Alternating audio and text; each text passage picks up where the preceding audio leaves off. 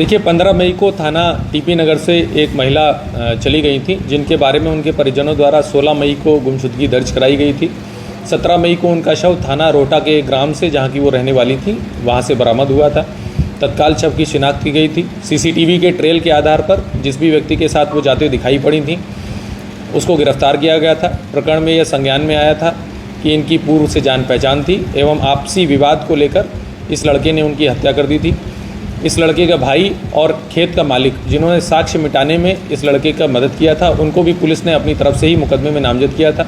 इस मुकदमे की विवेचना क्षेत्राधिकारी ब्रह्मपुरी के द्वारा की जा रही थी। इनके द्वारा लगातार जो भी पीड़ित पक्ष है उनसे बात की जा रही थी। कल भी वो उनके घर गई थी और जितने परिजन हैं उनके द्वारा विवेचना पर संतुष्टि भी जताई गई थी, जिसके वीडियो साक्ष्य भी हम लोगों के पास मौजूद हैं। परंतु कुछ आपराधिक तत्वों के द्वारा, जिसमें कि एक व्यक्ति दिग्विजय सिंह भाटी, जो कि भारतीय किसान यूनियन BR अम्बेडकर गुट कोई अपने आप को उसका राष्ट्रीय अध्यक्ष बताते हैं, जो कि अमरोहा से, जिन पर 9 मुकदमे हैं, जिसमें मैं आपको बताना चाहूँगा कि SC/ST एक्ट का केस भी उनके ऊपर लगा हुआ है और वो अमरोहा से जिला बदर हैं। उसके अलावा नोएडा के एक रवि गौतम, जिन पर 4 मुकदमों का आपराधिक इतिहास हमें मिल चुका है, अन्य की जानकारी की जा रही है। एक अन्य व्यक्ति जिस पर राष्ट्रीय सुरक्षा कानून के तहत भी कार्रवाई की जा चुकी है।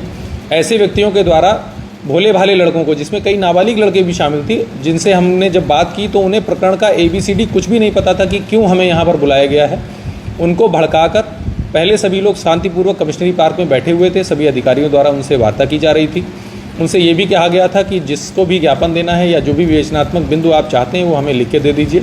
उस पर कुछ लोग राजी भी थे, लेकिन इन आपराधिक तत्वों के द्वारा उन्हें भड़काकर कलेक्ट्रेट के गेट के सामने रोड जाम की गई, जिससे आने जाने वाले लोगों का आवागमन बाधित हुआ। जितने अधिकारीगण हैं उनका आवागमन बाधित हुआ।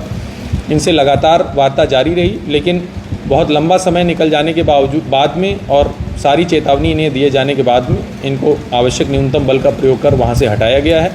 इस प्रकरण में जिन लोगों के द्वारा ये अराजकता फैलाई गई है और जिनका जिस प्रकार का आपराधिक इतिहास है, उनके विरुद्ध सम्यक धाराओं में थाना सिविल लाइन पर मुकदमा पंजीकृत किया जा रहा है। इस प्रकरण में अभी तक 5 लोग हम लोग की हिरासत में आ गए हैं। अन्य लोगों के लिए हमने टीम लगा दी है और इस प्रकार की अराजकता बिल्कुल भी बर्दाश्त नहीं की जाएगी। सर, आए दिन यहाँ पर इस तरह के धरने प्रदर्शन और गेट रोकना होता है, तो क्या कोई मैसेज देना चाहेंगे कि बिना मतलब में लोगों को भड़काया ना जाए? देखिए, मेरा सिर्फ इतना कहना है कि यदि किसी को कोई समस्या है, हम लोग लगातार जन सुनवाई में बैठते हैं और सारे साक्ष्य जो भी चीज़ें हैं, यदि किसी सरकारी कार्मिक की गलती सामने आती है तो उस पर भी मुकदमे पंजीकृत किए जाते हैं।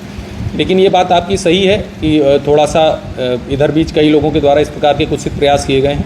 रोड जाम करने के मामलों में 4 मुकदमे अभी तक लिखे जा चुके हैं, ये 5वां मुकदमा लिखा जा रहा है। अनावश्यक लोगों को भड़काकर जो अराजक तत्व इस प्रकार की अराजकता फैलाने का प्रयास करेंगे, उनके खिलाफ निश्चित रूप से सख्त कार्रवाई की जाएगी। भोली भाली जनता और जो पीड़ित पक्ष है, हम लोग लगातार C-प्लान एप्लीकेशन के माध्यम से जनता से वार्ता करते हैं।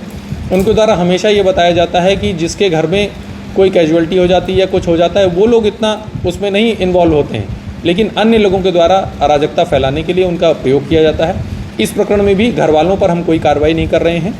जो इस प्रकार के अराजक तत्व हैं, जिनके ऊपर पहले से भी मुकदमे पंजीकृत हैं और जिनका ये एक, अगर हम कहें कि एक धंधा सा बन गया है कि इस प्रकार का जाम लगाएंगे और दलाली करेंगे, उन पर निश्चित रूप से हम लोग अभी भी और भविष्य में भी सख्त से सख्त कार्रवाई करेंगे। सर, पीड़ित परिवार को बहला फुसला करके कुछ लालच दिया गया था लाइसेंस और मुआवजे को लेकर के, ये भी सड़क जाम किया गया? जी, इसके बारे में भी हमारे पास ऑडियो रिकॉर्डिंग और सम्यक साक्ष्य मौजूद हैं कि कुछ लोगों द्वारा, जो पीड़िता का भाई है, उसे लगातार प्रलोभन दिए जा रहे थे, कई प्रकार के प्रलोभन दिए जा रहे थे। यह भी सामने आया है कि पूर्व में भी इनके द्वारा प्रलोभन देकर कई लोगों से ऐसे कुत्सित कृत्य कराए गए थे। उसके संबंध में भी साक्ष्य का संकलन किया जा रहा है।